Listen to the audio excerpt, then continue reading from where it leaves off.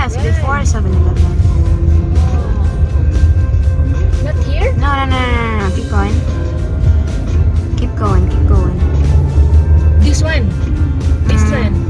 Right? Yes. Is that sure? Yeah, I think. Yeah.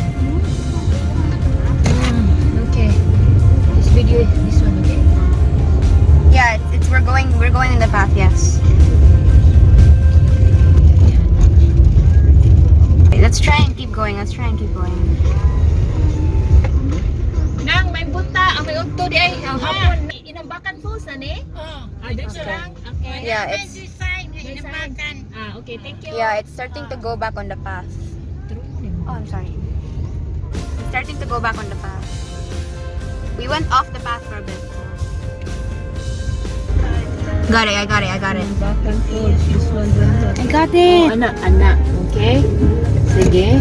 Napano, hingi taon cave, oh. There's a cave? Should we? Oh my god. Why is Inambakan Falls so far? Yeah, we're on the right track this time. It's just tight. Oh, there's people. There it is. Oh my god. So naada ay daghan ni sulod, dire. Dili ra day kita ra. Okay, wait ha. Dili ra siguro. Yeah, he says park there. Hi. We are here already at the entrance of Inambakan Falls. So it's actually very far from the main highway. Some parts of the road is not so good.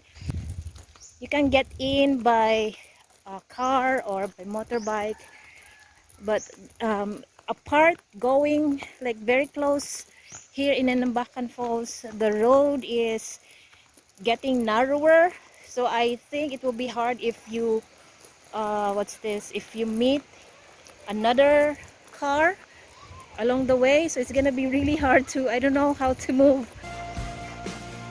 Welcome to Inambakan.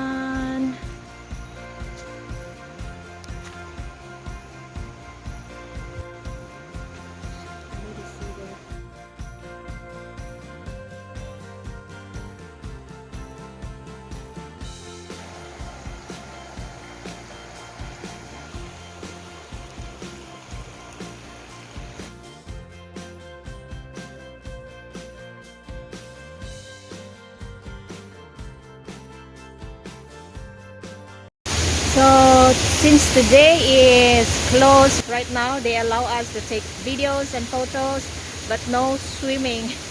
It's kind of hard because it's far from the main highway and you really have to walk towards here, and it's tiring, and then you come here, it's closed. Okay. Anyway, this is the beauty of Inambakan Falls.